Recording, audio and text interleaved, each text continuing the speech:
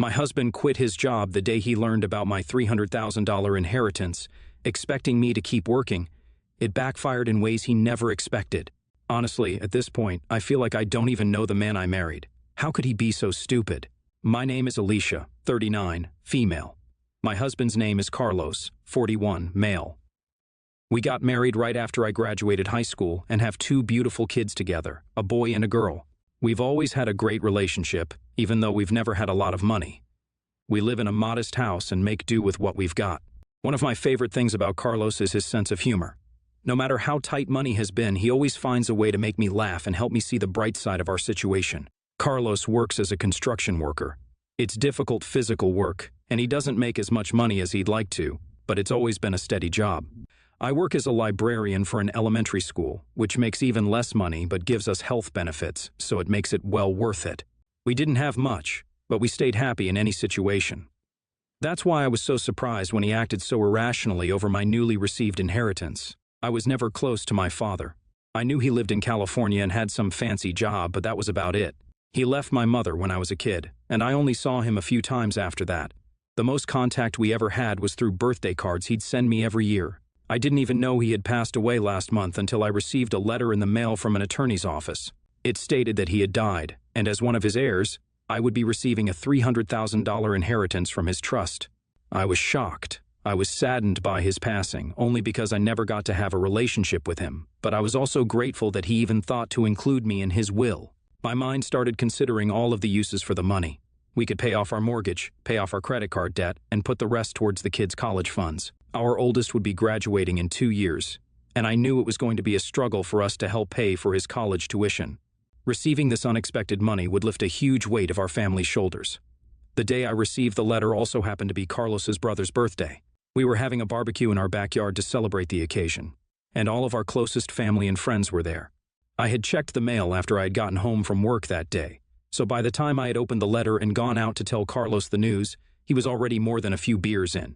In his boozed-up state, he didn't show a hint of sadness for my father's passing, but instead just cheered loudly, "We're rich." He started downing more drinks than our friends and family offered him, celebrating our newfound wealth. I thought it was funny at the time and figured I would talk with him. More about it the next day when he'd sobered up. The day after the birthday party, Carlos had already gotten up and left for work before I had woken up, as usual. But when I came home from work, I was surprised to see Carlos's truck already parked in the driveway. This was unusual because he usually didn't get home until around 6. Maybe he had just gotten sent home early since it was a Friday, I thought. I walked into the living room to find him sitting on the couch, watching TV shows, looking like he'd been there for hours. I could tell he'd been drinking again. I asked him why he had gotten home so early, and he laughed. "What do you mean? I've been home all day." I must have looked confused, so he went on to explain. "I'm officially retired. I quit first thing this morning," he said excitedly. My jaw dropped. What the hell is he talking about? He just put in his notice this morning? No 2 weeks or anything? Why would he do that? Of course, I freaked out on him and asked him if he had lost his mind. He explained he quit because now we were loaded. His words, not mine. He said since now we have $300,000 in the bank, he figured he could quit working and effectively retire. My mind was reeling, trying to process what he was saying. I asked him if he really thought he could retire on only $300,000 at the age of 40 and how we would live the rest of our lives. He explained that that's why I would continue to work and keep our health benefits. Between my income and the inheritance money, he figured that would be enough for both of us to live on. I was absolutely dumbfounded. I started screaming at him, asking him why he wouldn't talk to me first, and also explained how we could have used that money to pay off our mortgage and save up for our kids' college. I could tell these thoughts hadn't occurred to him, and for the first time, he looked a little regretful. It was like I was pulling him down from his magical fairy tale high he was living in, where we were rich and he would never have to work a day again. But what I was saying was bringing him back to reality. He sat down and took a deep breath. He explained that he was just so excited at the thought of never having to go back to a construction site again that he was blinded to reality. He figured I would have been excited for him since he knows how much of a toll his work takes on him, but he realized now how insane it was for him to quit without asking me first. I was so overwhelmed that I just sat down and started to cry. I didn't know what was going to happen next. How could we possibly live on my small salary and our savings for the rest of our lives? How could he not realize that $300,000 is not enough to retire in this day and age? And how could the man I love possibly be so selfish that he assumed that I would be okay with him suddenly retiring and me having to continue to work to support the both of us? I felt like I had been blindsided and completely betrayed. I was shocked that he was capable of doing something so careless without consulting me first. I could barely even look him in the eye. All I was able to say is that he had better beg to get his job back, and until then, I was going to take the kids and go stay with my cousin. I was so angry, I couldn't even fathom staying under the same roof as him. He just nodded and didn't even put up a fight. He knew he had royally messed up. He said he would go back to the job site on Monday and tell his foreman he made a mistake and he would like his job back. That was yesterday. We stayed at my cousin Carla's house last night where I vented and told her everything. She was shocked that he would do something like that. Carlos has always been a carefree, fun-loving guy, but nobody thought he was capable of this level of irresponsibility. I don't even know what to do going forward. Even if he does get his job back, I don't know how I'll ever trust him again. I'm so hurt by the fact that he had so little regard for me that he didn't even think to ask my opinion on this, and I'm also concerned that he'll make more stupid decisions like this in the future. How did I end up married to someone so careless? Am I overreacting? He's been loyal to his company for almost 20 years now, so I think his boss will be able to overlook this and will give him his job back. But is it wrong for me to have lost all trust in him after this one incident? I am planning on giving him the rest of the weekend for him to think through all of this alone. Then I will go back on Monday after work to see what happened with his job. I almost wish we had never inherited this money to begin with. What a nightmare. It's Monday, and I went home this afternoon to talk to Carlos and see what happened with his job. Just like he said, he went back to the job site first thing this morning to beg for his job back, but unfortunately his boss refused to reinstate him. He said that Carlos seemed extremely erratic and that this unpredictable behavior could be a liability on a job site. So he thought it was best to not hire Carlos back on. Carlos was crushed. He apologized to me over and over again, but honestly, I don't want to hear it. I'm honestly concerned for his mental health at this point. How could he possibly have made this decision if he was of sound mind? I feel like he's going through some kind of major midlife crisis.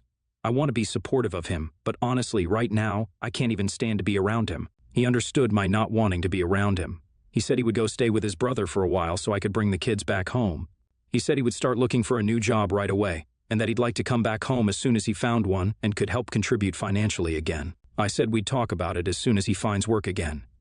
Am I overreacting over this, or am I right to have lost my trust in him? It's been a long time, but I feel like I need to update this now. It's been 5 years since my father passed away, which means it's been about 4.5 years since Carlos and I got divorced. After everything that went down with the inheritance situation, Carlos ended up going on a downward spiral and began drinking even more. He became mean and was extremely resentful of me. He never even tried to find another job and ended up permanently moving back in with his parents. I couldn't believe that the man I had married had become this loser. It was clear to me right away that he wasn't going to change, so I called a divorce lawyer right away. Carlos barely put up a fight at all, and we were officially divorced within 6 months. I never wanted to end up here, but I knew I couldn't stay with him after losing that trust in him. I ended up keeping my full inheritance and was able to put both of my kids through school. It was an awful time in my life, but I know I made the right decision. Obviously, it was insane for him to up and quit his job like that. But the poor man was definitely having a mental breakdown. If he was really that desperate to get out of his job, he was probably feeling mentally drained for a long time before that. Did you even notice? Of course it was wrong for him to do something so irrational, but I feel that as his wife, you should have been his main supporter and helped him get back on track, not just up and leave him. NTA, this is insane. I don't blame you at all for reacting the way you did. As a husband and a father, he has a responsibility to help provide for his family. I can't believe he'd be so selfish to do that to you. I wouldn't have been able to trust him again either. This has been a show in my head, and I need to help to determine if I, 31, male, royally messed up, or did I do what I had to do? My mom and dad both are severely antisocial.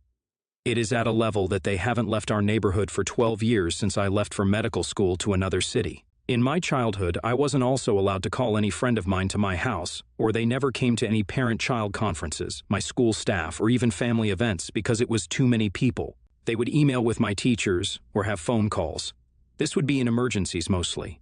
They emailed them. Luckily, both of my grandparents and my uncles and aunts from both sides cared for me immensely, even though all of them had their own kids or their own life, etc. At my medical school graduation, all of them were there. And at my graduation from residency, they organized a festival in our neighborhood.